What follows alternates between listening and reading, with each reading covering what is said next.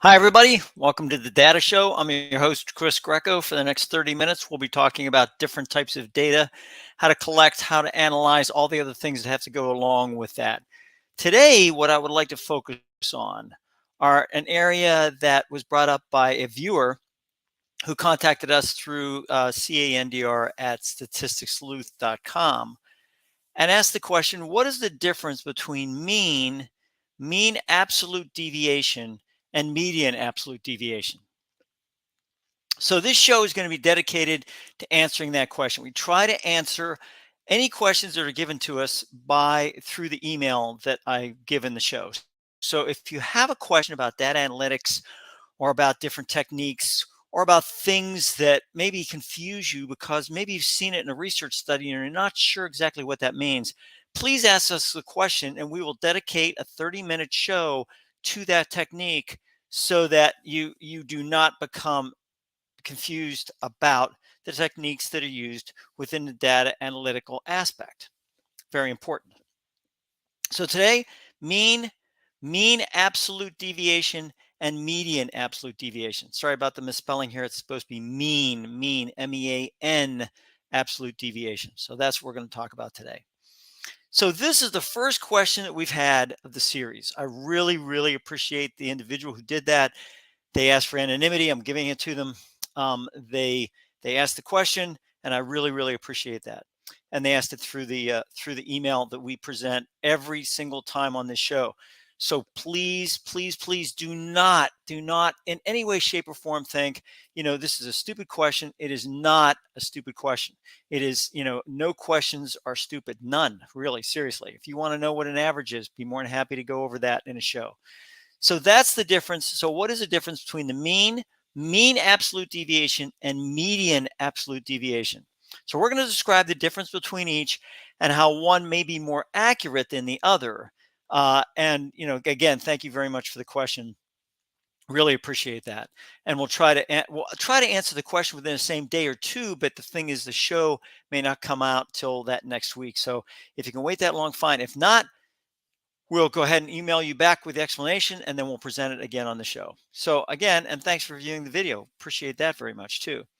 So let's start with a very simple aspect of what is the mean, right? What is a mean? So the mean is basically the average of the data that is presented.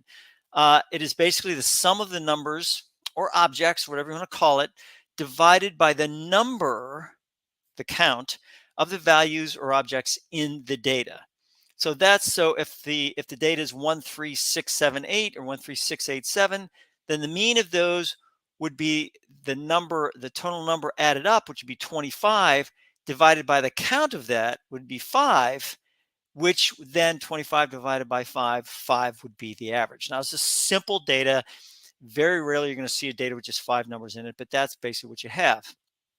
You've probably done this somewhere in your academic experience when you're talking about GPA. GPA is very similar to this, is that you take the number of the grades that you have, you divide them by the count of the courses, and you got yourself a GPA, grade point average, right? The A average, mean average. So the result of this data set is 25 divided by 5, or 5, which would mean the average of that. Now, although this is very straightforward and it's used all the time, the bottom line is that the mean is not robust. Basically, it can be skewed by high or low values within that data set. And this is a very, very, very important aspect of what average is not beneficial, right?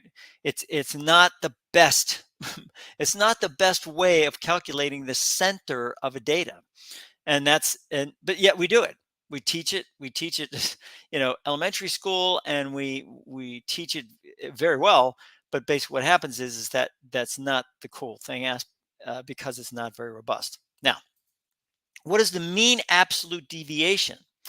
Well, the mean absolute deviation is taking the average and then taking each value minus that average, but taking the absolute value of that. Now, a lot of people get confused with absolute value, so let me explain it this way. If I were to take a step forward, right? I take a step forward, that's considered to be a positive step. If I were to take a step backward, A lot of people think, well, that's a negative step. Right, it's a negative step from that area. So basically, you're taking a negative step backwards. But let's say I'm taking a step forward and I'm taking a step sideways. Is that a negative? Is that a negative step? No, it's lateral, right? So you sit back and you say, okay, well, I'm taking a lateral step. Well, is that considered to be a forward step? No. Backward step? No. It's kind of a lateral step, but it's still a step. You're taking two steps. So what happens is that you say, well, it's not positive or negative. And basically, absolute value is about the same way. Whenever you take a step forward, you're really taking a step forward. And it's interesting how a lot of people sit there and say, oh, step backward. But literally what you're doing is you're still taking two steps. So whether you're taking them forward or backward, they count as positive steps. They count as basically steps that you're taking. In other words, if you take, say, I'm taking 3 steps, and you take one step back, one step forward, and two steps backwards, you're still taking 3 steps. Absolute value basically doesn't count the negative in that area. And that's where absolute value comes into play. And a lot of people get confused about that. So basically what happens is when you have the same data set as you have before, in this example, 13687 with a mean of 5, but this time what you're going to do is you're going to take the absolute value of the difference between each value and the mean. So now you have 1 minus 5, which would normally be negative 4, but that's not what it turns out to be. It turns out to be 4. And 3 minus 5, which would be negative 2, but absolute value means you get rid of the negative, so now you're at 2. So basically what happens is this turns out to be 42132, those differences. Then you take these values, you divide them by the count of the values like you would a normal average, and that would be 12 divided by 5, which would give you a mean absolute deviation of 2.4. So now what do? So that's kind of interesting when we talk about that. So the mean absolute deviation is a better measure of variability because it is easier to calculate than a standard deviation. However, and this is really the same as standard deviation, the MAD is based on the mean. So the mean, I've already said, is not robust. The mean can be skewed by high or low values. Same with the mean absolute deviation because it's based on the mean. So you sit back and you say, well, is there a non-robust measure that we talk about? You know, is there something that's not skewed by high or low values that we could use to try to gain a good solid center of that data, right? So that's what we're talking about next. And we talk about now comes the median and what they call the median absolute deviation, or another MAD. Sometimes they use MAD for both of those. But what I do is I use MEAD, which is the median absolute deviation. So the median is a robust measure. And here's why, is because you're measuring the physical center of the data, not the arithmetic center of the data, numerical, whatever you call it, but it's both of them are numerical. But basically what you have is you have the physical center of that data. So same data set as before, 13687, but what we're going to do is we're going to sort these numbers in numerical order, 13678. You find the center number, and that's the median. So in this case, it's 6, halfway between 1, 3, and 7, and 8. Now, the median, so basically it's 6 is the median. Now, remember, if you look back, the median at that point, the mean was 5. Well, the median's 6. Well, the median is not influenced by the higher lows. It's not skewed. It's basically the physical center. Now, you don't believe me, right? Oh, Chris, that's hard for me to believe. Well, change the 8 to 8,000. If you change the 8 to 8,000, the median is still 6. The mean is not going to be 5. Guaranteed the median is not going to be 5. Not with one number is 8,000. It's going to pull that number way up. But the median stays the same. So now we take the median and we use it for another measure called the median absolute deviation. So you find the median, right? You first find the median, as we did. We know it's 6. You subtract each value from the original data set from the median, again, using the absolute value. So now you have the result is, interestingly enough, 53012.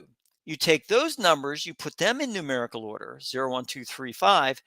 The median absolute deviation turns out to be 2. What this means is you can use that median absolute deviation in place of a standard deviation if you want.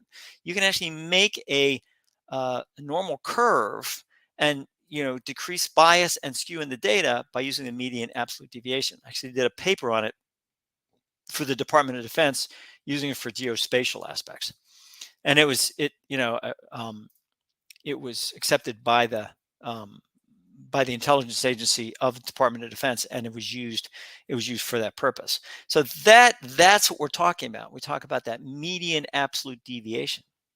However, it's best to use, this is interesting now, even though I said, based it on the normal, you use it for non-normal data. So if you have non-normal data, which is, there is, by the way, folks, there is no such thing as abnormal data. You'll have normal data and abnormal data. No, it doesn't work that way. It goes normal and non-normal. Well, it's normal. Normal data is basically where the mean, median, and the mode are almost the same, and they basically are the top of the curve. The curve goes up and over, and that tip of the curve basically is the mean, median, and mode. That's when you get into normal aspects. Well, best to use that for non-normal. According to the National Institute of Standard and Technology, I put the reference up. You can take a look at it. It goes through it and tells you all the different aspects and all these things. The mean is very well described here, statisticshowto.com. Very, very good reference if you want to get a description of what each of these things are, and you don't want to listen to Chris Greco. That's cool. Go to that site. Very good site. I really use it a lot. It's a great site to use. NIST.gov, also great site, and a very, very good site from the standpoint of it basically has a handbook, a statistical handbook that goes through all these different statistics and statistical methods at a very high level. So you have to kind of understand a little bit about statistics to make it work, but it is a very, very good reference. So I highly recommend that. So which is right for my data set? So the mean is the basic, it's a very, very basic part of the descriptive statistical formulas that you use. And you preliminarily analyze data using mean, median, mode, standard deviation, variance, all these things, right? However, it's not a mean. It's not a robust measure. And the very interesting, ironic fact is that the mean is used in almost every other set of measures. So basically, what you're doing is you're taking each of the measures and you're putting it in a situation where each of them are going to be skewed. So that could be a very, very big problem. So the mean absolute deviation and median, by the way, median is also part of this descriptive part of statistics, right? But it's less affected by high lows. The mean absolute deviation uses the non-robust form of measure, while the median absolute deviation uses a more robust form of measure. Remember, robust, right? It's not affected by the highs and lows. Non-robust, it is affected by the highs and lows. If the data is normal, then the MAD or even the standard deviation will work fine. If it's non-normal, move towards the median absolute deviation as I've described here and use that instead of the standard deviation. And you'll see that you'll get probably better results. So let's do an Excel demonstration to show you how each of these things work, as well as showing you some of the formulas and everything else to go along with that, so you can set up your Excel worksheet to take care of your data. And I think we'll go through that, and that will help you to figure all that out. So let's start first of all with the mean. So this is the mean here, right? 2. So we take a look at this. Now, what is the mean, right? I'm sorry, this is the mean absolute deviation. Sorry about that. So what we have is we have, here we go. This is the mean. Okay. So this is interesting because, let me do it this way. We'll actually,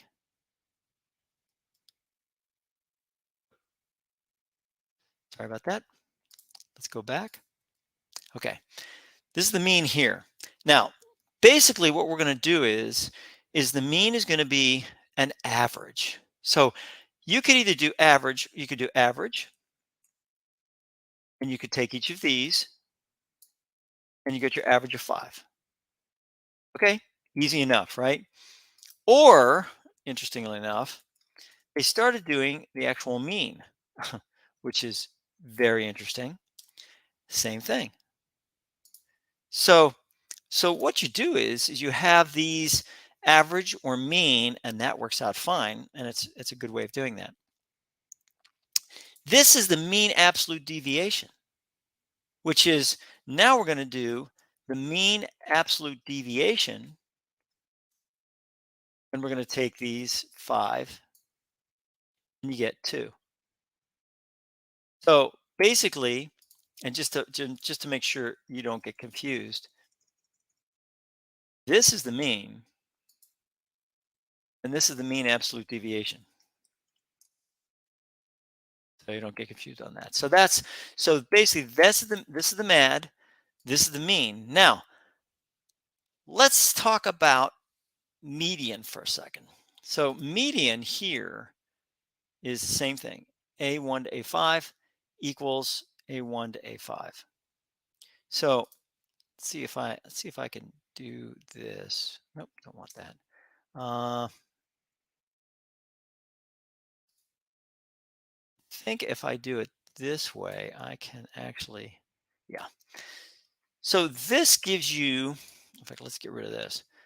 This gives you all the different aspects of the mean. The mean, this is how to go through each of these areas. And in fact, let's get this a little bit smaller for you. Bring that over. Come on, up, over. So this is how to do each of these areas. There's your median. So we're going to do an equal median of that.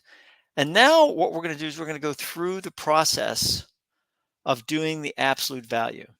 So the absolute value is going to be A1 here minus C4. Now C4, what I did was I used it right here. This is the median.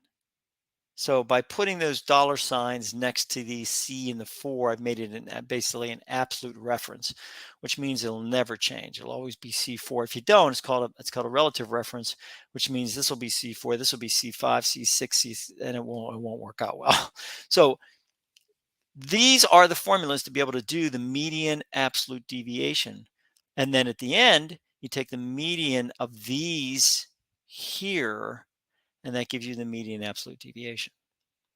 So, I mean, it's relatively straightforward, but it's nice to be able to have the formulas because you don't have to sit there and try to figure this thing out by hand or with a calculator or whatever else. Excel is good about that. It has the ability to have you go through these things and make it work for you. So that's what happens there. So let's see what the results are. Well, the median here is 6 because it's 13678. And you notice this is now what I want to do is I'm going to show you what happens. Remember I said I changed that 8 to 8,000. Let's say I did that. Look what happens in the mean. Look what happens in the mean, right? The mean all of a sudden is 1,600. The mean absolute deviation changed from what? 2 to 3, right? Median hasn't changed at all. Hadn't changed at all. So the median absolute deviation, interestingly enough, is 3. So the mean absolute deviation, the median absolute deviation are about the same from this area. So I just thought I throw that out at you to show you how that works. You know, that the median doesn't change at all. That median absolute deviation changes very little. So I mean, that's what you gotta take into consideration. So what does the mean absolute deviation do? Well, the mean absolute deviation allows you to take that non-robust and make it a little bit more robust, because it takes into consideration the absolute value of those differences as it goes along. But I just think that is interesting when the mean is so whacked, from that standpoint. And yet yet it changes that mean absolute deviation very little. Median absolute deviation very little. So that's the interesting part about the entire aspect of this whole thing. Now, the minute that you start putting another number in there, let's say you put in 9.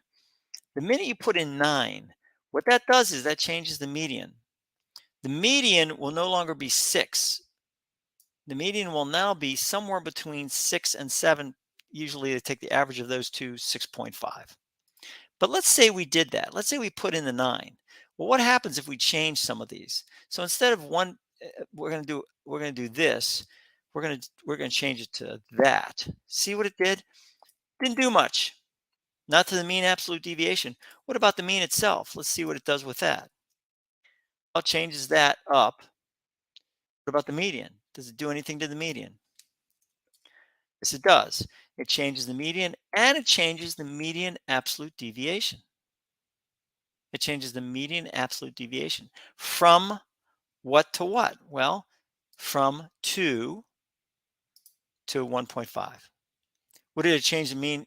The mean absolute deviation, what did it change? It changed the mean absolute deviation from 2, and it changed it, but you'd think it would change it, but didn't change it. It changed it, it didn't change it. It literally left it the same as 2. So even though I harangued everybody about using the mean as this non-robust measure and then using it again in another measure, the bottom line is this mean absolute deviation helps to correct somewhat that non-robust nature. Just understand that the mean is still non-robust. The mean absolute deviation buffers it a little bit so that you have a little bit of a better measure. But still, you're basing it on something that is highly influenced by upper and lower values. But again, if I change that 9 to 9,000, it changes that mean absolute deviation very little, 2.5. So this is what I wanted to talk with you about today, is the idea that we have, a mean, which is the basic measure that we all use in statistics. And we're taking that and we're trying to make it so that we correct for some of that inability to correct itself whenever they have those high and low values. And that mean absolute deviation is a way of doing that. The median absolute deviation takes a non-robust measure and keeps it non-robust. I've always liked the median absolute deviation because it really does help whenever you have a wide variety of these values. And interestingly enough, even with NIST, they are very careful to tell you to use it with non-normal aspects. And the reason is because of those high-low values all over the place. If you try to take those high-low values and turn them into normal, that's when you come up with these issues and problems having to do with all the different research studies and everything else that are being done.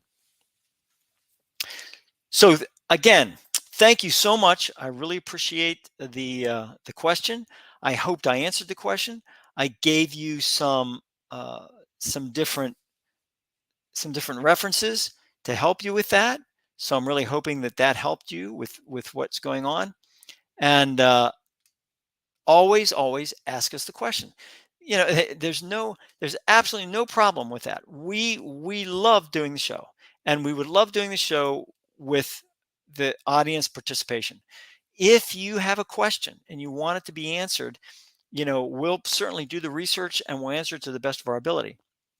If there is something else you want to see or something else you want to know, we'll put the references in there, and you certainly can do some of the research yourself or go out and figure out exactly what it is that you want and go from there.